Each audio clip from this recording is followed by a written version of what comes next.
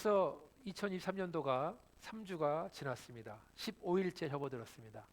한 달의 절반이 벌써 사라지고 있습니다. 굉장히 시간이 빠릅니다. 연초가 되면 또 이런 말씀을 많이 나누죠. 어떠한 계획을 내가 세웠는가. 사람들은 어떤 일을 하기 전에 계획을 세웁니다. 학생들은 좋은 학교에 진학하기 위해서 계획을 세우고, 또 청년들은 좋은 직장에 가기 위해서 또 나름의 계획을 세웁니다. 또 새로운 일, 사업을 하시는 분들은 또 그것을 위해서 계획을 세웁니다. 계획을 잘 세우고 치밀하게 세우고 일을 시작하는 것과 계획이 허술한 다음에 일을 시작하는 데에는 큰 차이가 있기 마련입니다. 그런데 계획을 잘 세우고 일을 시작한 사람이나 또 계획을 잘 못 세우고 시작한 사람이나 똑같은 것이 있는데 그 일을 진행하면서 경험하는 것은 모든 것이 계획대로 되지만은 않는다라는 것입니다. 그렇지만 촘촘하게 계획을 세운 사람이라면 혹시 이것이 안 되면 플랜 B를 하면 된다, 이렇게 세운 사람이라면 이 일을 하다 안 되면 또 다른 방법이 있기 때문에 좀 쉽습니다. 그래서 어떤 사람은, 저 같은 사람은 좀 계획을 잘 세워야, 촘촘히 세워야 마음이 편하고, 또 어떤 사람은 그게 잘 안 돼요. 그래서 계획을 세우지 않지만, 그렇지만 그때 또 잘 임기응변 잘 대처해 나가면서 일을 잘해 나가는 사람도 있습니다. 근데 더 중요한 것이 있습니다. 어떤 사람들은 이 일이 된 것은 내가 마음속으로 간절히 바랬기 때문에 된 것이다. 아니면 이 일은 그냥 운이 좋아서 된 것이다. 아니면 이것은 우연히 하다 보니까 된 거다라고 말하는 사람이 있지만, 우리 성도들은 하나님께서 이 일을 진행하셔야 되는 것이다라고 믿는 줄 믿습니다. 아멘. 잠언 16장 9절에 보니까 사람이 마음으로 자기의 길을 계획할지라도 그의 길을 인도하시는 이는 여호와시니라. 사람이 계획을 아무리 잘 짠다 할지라도 플랜 B, 플랜 C 막 계획을 한다 하더라도 하나님이 그 발걸음을 인도하셔야만 일이 된다는 것입니다. 그래서 하나님의 은혜를 경험하면서 그 일을 경험해 본 사람은 이렇게 말하죠. 나는 별로 한 것이 없는데 하나님이 다 하셨습니다. 하나님께서 필요한 사람들을 만나게 하시고, 하나님께서 필요한 자원들을 비밀스러운 방법으로 공급해 주시고, 하나님께서 적절한 타이밍에 필요했던 것들이 진행될 수 있도록 하셨습니다 라는 고백을 여러분 들어봤을 것입니다. 저 여러분도 그런 사람이 되기를 원합니다. 근데 오늘 함께 읽은 본문을 보니까 어떤 사람들이 지금 새로운 일을 준비하고 있습니다. 13절에 보니까 들으라, 너희 중에 말하기를 오늘이나 내일이나 우리가 어떤 도시에 가서 거기서 1년을 머물며 장사하여 이익을 볼 것이다. 한번 띄워주시기 바랍니다. 계속. 자, 이걸 보니까 이 사람들은 누구냐면 그 당시에 유대인인데 디아스포라 유대인. 다시 말해서 2000년 전에 그들이 예루살렘에만 있는 거, 이스라엘에 있는 것이 아니라 지중해를 중심으로 해서 남유럽과 아시아와 북아프리카에 퍼진 유대인들, 그들이 지중해를 중심으로 뭐 연안 도시나 내륙 도시에서 무역업을 하는 사람들이 많았습니다. 그래서 여러분 잘 아는 윌리엄 셰익스피어의 베니스의 상인도 그 샤일록이라는 그 사람은 유대인 부자, 고리대금업자였지만 그 당시에 그 지중해 일대로 많은 사람들이 그렇게 큰 사업들을 많이 했습니다. 무역업을 많이 했습니다. 그래서 오늘 본문을 보시면 마치 이 사업을 시작하는 사람들이 그 지중해 연안의 지도를 펴놓은 다음에 도시를 찍어가면서 지금 계획을 세우는 것 한번 머릿속에 그려보시기 바랍니다. 13절에 보니까 이 사람들이 어떤 말을 하느냐, 오늘이나 내일이나, 먼저 이 사업을 착수할 시기를 말합니다. 그렇죠. 그리고 우리가 어떤 도시에 가서 사업을 할 장소, 목적지가 나오죠. 고린도 지방이냐, 에베소 지방이냐, 로마냐, 그 당시에 있는 도시들, 거기서 1년을 머물며 가서 일정 기간 동안 사업할 기간도 얘기하고 있습니다. 장사를 합니다. 업종이 나오죠. 아마도 이 큰 도시들 다니면서 아마 이 이스라엘 특산물을 가지고 와서 뭐 로마에서 팔고, 또 여기서 있는 특산물 가져와서 팔고, 이런 무역업을 하는 걸 말하는 겁니다. 그리고 이익을 보리라. 아마 장사를 잘했던 사람이기 때문에 여기서 한 1년 정도 장사를 하면 이 정도 수익이 날 것이다라고 계산을 지금 하고 있는 겁니다. 굉장히 유대인들 장사를 잘합니다.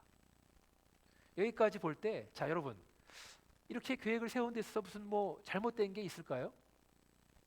별로 문제가 없어 보입니다.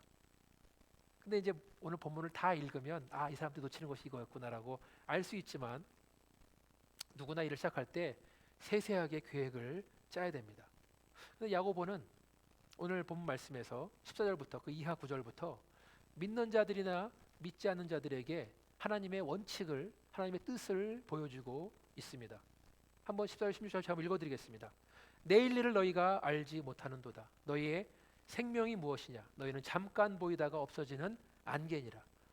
너희가 도리어 말하기를 주의 뜻이면 우리가 살기도 하고 이것이나 저것을 하리라 할 것이거늘 이제도 너희가 허탄한 자랑을 하니 그러한 자랑은 다 악한 것이다. 자, 우리가 첫 번째로 하다 것은 뭡니까? 14절에 보니까 내일 일을 너희가 알지 못한다. 우리는 내일 일을 알 수 없습니다. 내일 일을 알지 못하는 존재입니다. 굉장히 제한되어 있는 존재입니다.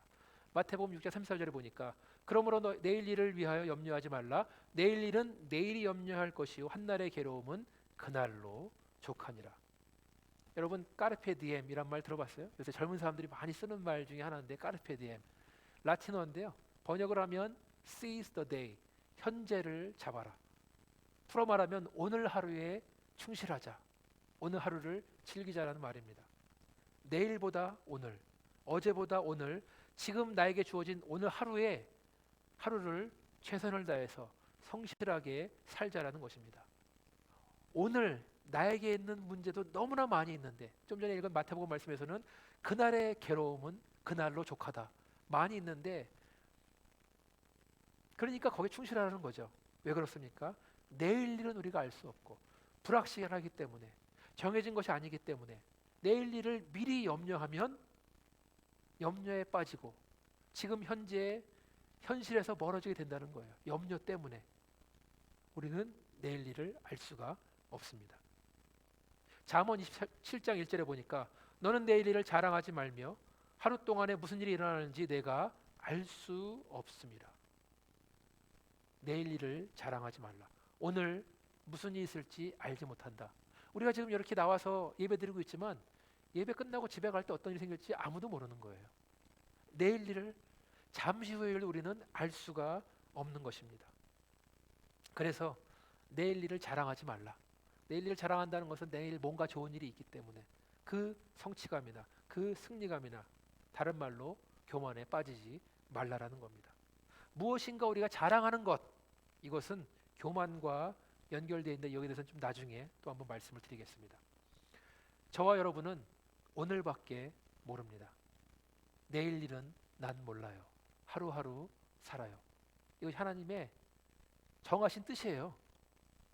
우리가 내일 일을 알 필요가 없고 알려고 아둥바둥 할 필요도 없다는 겁니다. 하나님이 우리한테 그만큼밖에 권한을 안 주신 겁니다. 근데 많은 사람들이 내일 일을 궁금해서 내 사업이 잘 될까? 우리 애가 결혼을 하게 될까? 이런 것 때문에 연초가 되면 점집에 많이 가죠. 근데 무속인이었다가 예수 믿은 사람 얘기 들어보니까 점집에 그렇게 교회 집사님들 온 사람들이 많이 오더라라는 거예요. 내일 일이 궁금해서. 하나님은 우리에게 오늘 하루를 주셨습니다. 그리고 오늘 하루에 최선을 다하기를 원하십니다. 내일은 내일 주실 거예요. 오늘밖에 살 수 없는 것, 내일 일을 모르는 것이 하나님이 주신 우리들의 한계, 하나님이 정해 놓으셨습니다. 제가 신학대학원 갔을 때 라이프 디벨롭먼트라는 과목이 있어요. 인생 발전 단계라는 과목 될 수 있는데요. 첫 시간에서 교수님이 말씀하시는 게 여러분들의 인생 계획을 한번 적어와 봐라. 앞으로 1년 후, 5년 후 졸업한 다음에 그 이후의 삶의 10년, 20년 후의 계획을 한번 계획을 적어와 봐라 그랬습니다. 그래서 이제 적어왔는데 제 한 친구를 보니까 굉장히 두껍게 적어온 거예요. 자기 인생 계획을 아주 촘촘하게, 아주 자세히, 아주 구체적으로 적어온 겁니다. 저는 교수님이 칭찬할 줄 알았어요. 근데 그 친구를 보면서 학생의 미래를 이렇게 잘할 수 있는가? 라고 물어보는 거예요. 그러면서 혹시 학생 계획대로 안 되면 어떡할 거냐? 혹시 이렇게 자세한 계획들이 하나님의 뜻과 다르다면 어떻게 할 것이냐라고 물어봤던 장면이 기억납니다. 우리는 내일 일을 모르는 그렇게 연약하고 부족한 존재. 물론 우리가 꿈을 꿀 수 있죠. 기도하면 소망을 품을 수는 있습니다. 그러나 우리는 내일 일을 모른다. 그것 때문에 염려할 필요가 없다. 하나님이 한계를 지어주셨고 그 안에서 평안을 누리도록 만드셨습니다. 두 번째로, 너의 생명이 무엇이냐? 너희는 잠깐 보이다가 없어지는 안개니라. 하나님께서 생명이 뭐라고요? 안개다. 안개. 여러분 아침에, 지금은 모르겠는데 제가 아침에 교회 올 때는 안개가 막 끼고 자욱해갖고 이거 운전 어떡하나 그랬었는데, 여러분 잘 아시죠? 이 아리조나 날씨를 알기 때문에 해만 뜨면 바로 사라져버리는 안개. 안개는 아주 불완전한 형태죠. 물도 아닌 것이, 얼음도 아닌 것이 그냥 수증기입니다. 연약하고 미미한 존재라고 볼 수 있습니다. 한마디로 우리 인생은 안개처럼 매우 짧고 매우 허무하고 매우 불안정하다.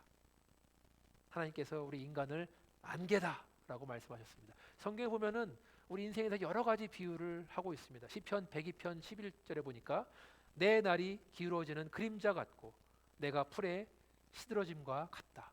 내 날이 해가 지는데 남아있는 그림자 같고 이제 어둠이 곧 오잖아요. 그리고 풀에 시들어짐과 같다. 욥기 8장 9절에 보니까 우리는 어제부터 있었을 뿐이라 우리가 아는 것이 없으며 세상에 있는 날이 그림자와 같다.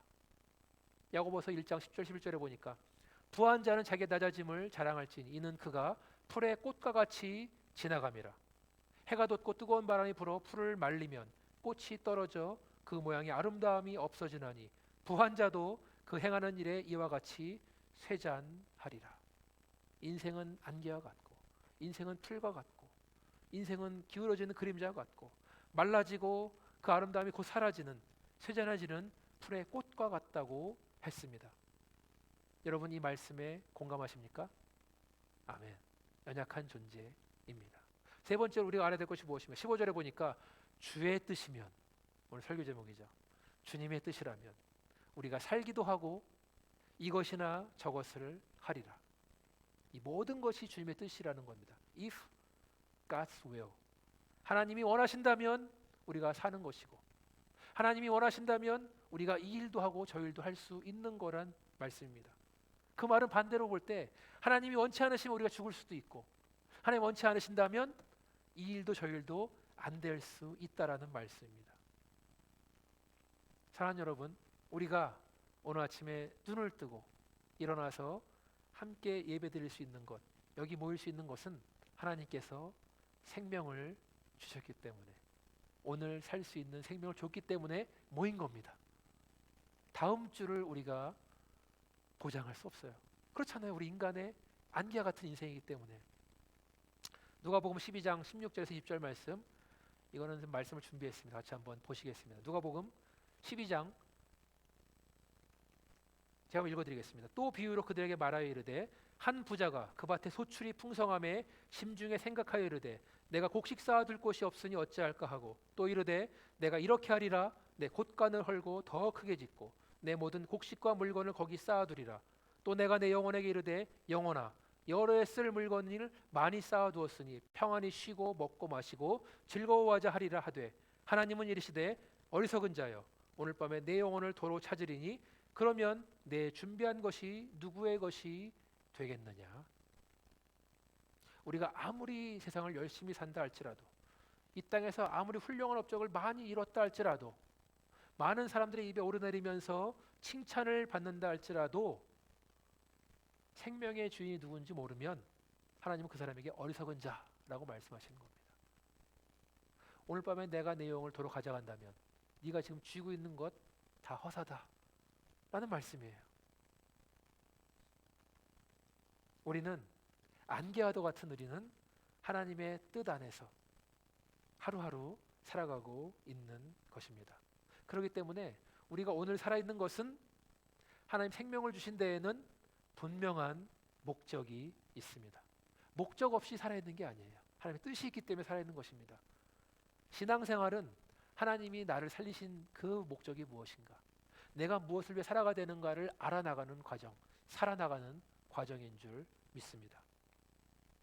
또 보니까 우리가 하나님의 뜻이라면 우리가 이것이나 저것을 한다라고 했습니다. 주님의 뜻이라면 될 수도 있고 안 될 수도 있는 것이다. 여러분, 사도 바울은 예수의 복음을 전하기 위해서 그 지중해 연안에 있는 도시들 여기저기 다니면서 전도 여행을 떠났습니다. 사도 바울은 신약 성경에도 13권을 기록한 아주 훌륭한 하나님의 영감을 받은 사람이죠. 근데 그도 하나님의 뜻이라면 우리가 할 수 있고 아니라면 할 수 없는 거다라고 말하는 것입니다. 사도행전 18장 21절에 보니까 사도 바울은 에베소 교인들에게 이렇게 말하죠. 하나님의 뜻이라면 내가 너에게 돌아올 것이다. 또 고린도전서 4장 19절에 보니까 또 사도 바울이 고린도 교인들에게 주께서 허락하시면 하나님의 뜻이라면 내가 너에게 속히 오겠다. 사도 바울은 전도 여행을 다니면서 언제라도 순교를 당할 수 있는 상황에 처했습니다. 언제 주님 편에 갈지 모르지만 하나님의 뜻이라면 내가 에베소 교회로 가서 내가 고린도 교회로 가서 사랑하는 성도들을 만나기를 원한다. 하나님이 그렇게 뜻하신다면 이렇게 말하는 것입니다. 모든 것이 주님의 뜻인 줄 믿습니다.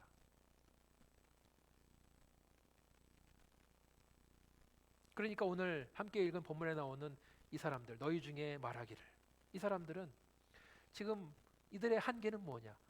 내일 일을 모른다는 것, 자기의 생명이 안개와도 같다는 것, 그리고 하나님이 뜻하셔야 살고 하나님이 뜻하셔야 일이 된다는 것을 몰랐다는 거예요. 근데 자기가 어떤 일에 있어서 경험도 많고 능력도 많고 실력도 많고 아는 사람도 많고 돈 구할 때도 많으면 별로 하나님께 기도하지 않게 됩니다. 의지하지 않게 됩니다.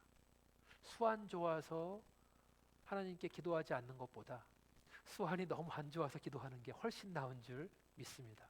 왜냐하면 하나님께서 일을 성취하시는 것은 어떤 사람의 능력에 따라 하는 것이 아니라 하나님이 뜻하시면 되는 거기 때문에 그것과 내가 거기에 맞게 들어간다면 나는 별로 하지도 않았는데 하나님이 다 하시는 겁니다. 그러한 은혜를 경험하시기를 주님의 이름으로 축원합니다. 더 중요한 것이 16절입니다. 이제도 너희가 허탄을 자랑하니 그러한 자랑은 다 악한 것이다. 허탄함을 자랑한다 그랬는데 세번역 성경을 보니까 이렇게 번역했습니다. 우쭐대며 자랑한다. 자기가 한 일에 대해서 교만해서 떠벌린다. 허무한 것을 자랑한다. 자기들이 경험이 있으니까, 자기들이 해봤으니까, 어떻게 하면 성공하는 걸 아니까 자랑한다는 겁니다. 그러나 교만의 시작은 하나님을 잘 알지 못하는 것, 하나님을 인정하지 않는 것에서 출발합니다. 그래서 하나님을 믿지 않는 것도 인간의 교만입니다. 자기의 한계를 인정하지 않고 전능하신 하나님의 능력을 인정하지 않는 것이 바로 교만. 교만은 패망의 선봉이다라고 했습니다. 저 여러분은 내일 일을 알지 못합니다. 저 여러분의 인생은 안개와 같습니다. 그래서 지금 우리가 살아있는 것도 하나님의 뜻입니다. 우리가 여러 가지 선한 사역을 하는 것도 하나님의 뜻입니다. 그래서 하나님의 뜻이 아니라면 우리는 아무것도 아니라는 말씀입니다. 하나님께서 일부러 그렇게 만드셨습니다. 믿으십니까? 아멘. 말씀 하나만 더 보겠습니다. 누가복음 14장 26절로 33절 말씀입니다. 누가복음 14장 26절 제가 한번 읽어드리겠습니다. 무릇 내게 나온 자가 자기 부모와 처자와 형제와 자매와 더욱이 자기 목숨까지 미워하지 아니하면 능히 내 제자가 되지 못하고 누구든지 자기 십자가를 지고 나를 따르지 않는 자도 능히 내 제자가 되지 못하리라. 너희 중에 누가 망대를 세우고자 할진대 자기의 가진 것이 준공하기까지에 족할는지 먼저 앉아 그 비용을 계산하지 아니하겠느냐.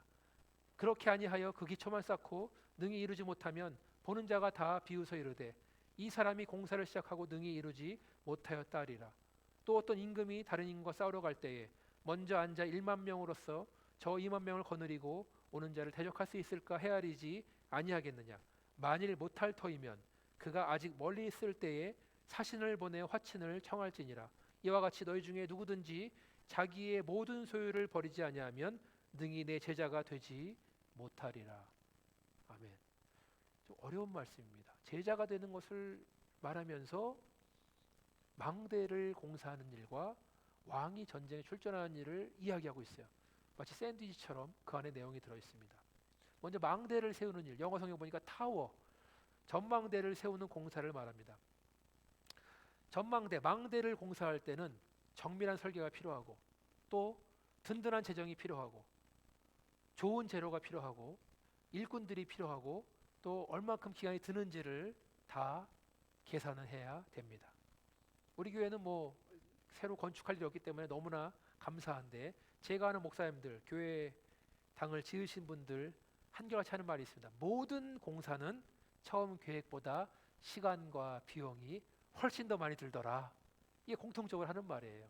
이만큼에 딱 맞춰 할 줄 알았었는데 해다 보니까 시간도 너무 걸리고 해다 보니까 비용도 너무 많이 드는 겁니다.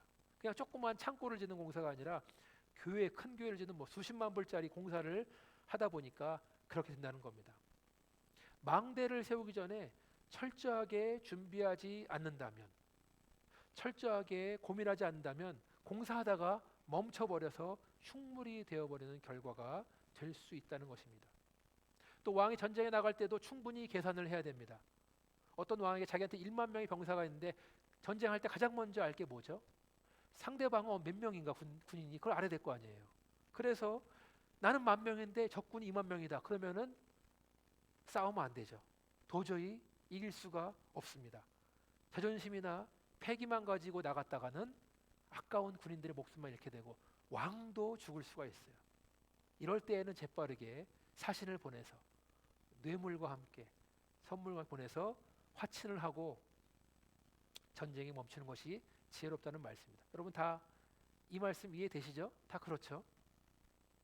망대를 세우는데도, 전쟁에 나오는데도 깊이 생각하고 철저히 계산하고 연구하고 선택하고 타협하고 포기할 줄 아는 것 해야 된다는 것입니다. 그런데 예수님의 제자가 되는 데에도 마찬가지라는 겁니다. 예수님의 제자가 되려면 부모와 처자와 형제와 자매와 자기 목숨도 미워할 줄 알아야 된다. 그 말씀은 주님이 가장 소중하기 때문에 다른 것들은 별로 중요하지 않다라는 거예요. 십자가를 지고 주님을 따르지 않는다면 내 십자가가 뭔지를 알아야 될 거 아닙니까? 제자가 되지 못한다. 또 자기 모든 소유를 버리지 않으면 능히 주님의 제자가 되지 못한다. 주님이 너무나 소중하고 가장 큰 존재이기 때문에 가지고 있는 모든 것들이 별로 중요하지 않다. 마치 배설물과 같다라고 여길 때 제자가 된다는 것입니다. 그래서 제자가 된다는 것은 깊이 생각하고 묵상하고 계산하고 연구하고 선택하는 과정이 필요하다는 말씀입니다. 한번 가만히 생각을 해보니까 주님이 더 중요하더라. 내 생명보다, 내 소유보다 더 중요하더라. 그런 결단까지 이른다는 말씀입니다. 물론 그때의 감격으로, 감동으로, 눈물로 내가 주님께 내드리겠습니다라고 하는 사람들 많이 있죠. 근데 눈물도 말라버리고 뜨거운 마음이 식어버리면 내가 언제 그랬나? 90년대 한국에 선교 바람 불 때 선교한국 대회라는 게 있었어요. 매년 열었습니다. 한양대학교 같은 큰 캠퍼스를 빌려서 몇만 명이 참석을 합니다. 마지막 날 선교사 헌신할 사람 일어나려면 5,000명이 일어나는 거예요. 근데 조사를 해보니까 5,000명 중에 과연 선교사로 몇 명이 나갔는가? 가만히 생각해 보니까 나갈 형편이 아닌 거예요. 그렇죠? 물론 그들의 순수한 마음, 뜨거운 마음 좋습니다. 그렇지만 제자가 되려면 냉철하게 생각을 해봐야 된다는 것입니다. 내가 주의 제자가 되는 것, 주님을 위해 사는 것, 평생을 드리는 것, 그것이 더 값진 삶이구나. 이걸 깨달아야 되는 거예요. 그 사람이 헌신하는 사람입니다. 제가 한국에서 담임 목사님 모셨던 우리 김장호 목사님 말씀 하나 더 드리겠습니다. 김 목사님이 50년대 미국에 와서 공부하시고 이제 결혼한 다음에 60년대 한국에 들어오십니다. 그래서 교회를 시작하시고 그다음에 청소년 선교단체를 만들어서 전도 활동을 시작할 때입니다. 그때는 한국에 뭐 아무것도 없으니까 그 전에 알았던 분들을 찾아가서 함께 이 전도 사역에 동참할 것을 권유합니다. 그 중에 한 분이 유 선생님이라고 제 친구 아버님이신데 그 당시만 해도 청주에서 제일 큰 식당을 운영했고 그 다음에 논과 밭도 많은 그런 분이었습니다. 지주였습니다.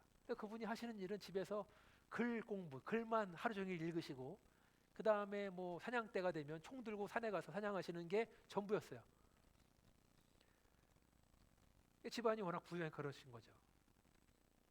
그런데 어렸을 때 동네 친구였던 김장원 목사님이 이제 유학 마치고 와서 내가 이러한 선교 사역, 복음 전도를 위해서 할 건데 도와달라, 같이 하자.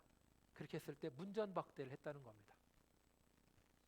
시간이 지나면서 사람의 운명이 참 기구합니다. 그 유 선생님의 사업이 점점 기울어져서 나중에는 정말 빈손이 됐어요. 근데 이렇게 사업이 힘들어지니까 교회에 나오게 되고 예수님 믿게 되고 구원받고 나중에 김장원 목사님 교회 성도가 됐습니다. 제 친구 아버님이기 때문에 나중에 제가 몇 번 만나 뵀는데 이런 말씀하시는 겁니다. 자기가 평생에 후회하는 것이 하나 있다. 그게 뭐냐 하면 내가 젊었을 때, 내가 돈이 많을 때 김장원 목사님이 함께 복음 사역에 힘쓰자 했을 때 그때 내가 동참하지 않은 것이 평생의 후회다. 평생의 후회다라고 말씀하시는 것을 들었습니다. 사랑하는 여러분, 우리는 내일을 알 수 없습니다. 우리 인생은 안개와 같습니다. 하나님의 뜻이라면 우리가 사는 것이고 하나님의 뜻이라면 우리가 이 일도 하고 저 일도 할 수 있는 것입니다. 그래서 아무것도 자랑할 것이 없습니다. 우리 인생도 우리 하는 일도 하나님 없이는 다 허망하기 때문입니다. 우리의 짧은 인생, 그렇지만 예수 안에 있는 영원한 생명, 우리의 유한한 인생, 그렇지만 위대하신 예수 그리스도를 생각해 볼 때에 예수의 제자가 되려면 예수님을 우리 인생의 최고로 삼아야 됩니다.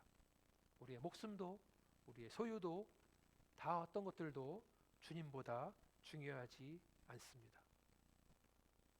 우리가 주님만을 사랑하기에 목숨도 미워할 줄 알고 우리 소유도 버리게 되는 믿음을 갖게 되는 줄 믿습니다.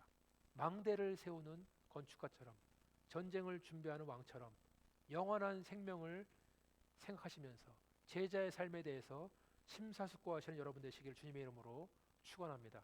하나만 더 말씀드리면 당부하고 싶은 것은 인생이 안개와 같다는 말씀, 우리만 알 것이 아니라 우리 어린아이들 5살, 6살, 8살, 10살 우리 아이들도 이 말씀을 깨달을 수 있도록 가르치고 도와줘야 되는 줄 믿습니다. 그것이 우리의 사명인 줄 믿습니다. 전도서 12장 1절에 보니까 너는 청년의 때 너의 창조주를 기억하라. 곧 곤고한 날이 이르기 전에 나는 아무 낙이 없다고 할 해들이 가깝기 전에 해와 빛과 달과 별들이 어둡기 전에 비 뒤에 구름이 다시 일어나기 전에 그리하라. 같이 기도하시겠습니다. 주님의 뜻이라면 아버지 하나님, 우리는 내일 일을 알 수 없는 인생, 그래서 오늘 하루 충성하고 최선을 다해야 되는 줄 믿습니다. 우리의 인생은 안개와도 같은 인생인 줄 믿습니다. 하나님께서 우리에게 생명을 주셔야 우리가 살고 하나님께서 이 일을 도와주셔야만 이 일이 성취가 되는 줄 믿습니다. 주님의 뜻을 온전히 구할 수 있도록 도와주시고 그 말씀에 순종할 수 있도록 하나님 역사하여 주시옵소서. 이 모든 말씀을 예수님 이름으로 기도합니다. 아멘. 다 함께 일어나셔서 찬송가 545장 함께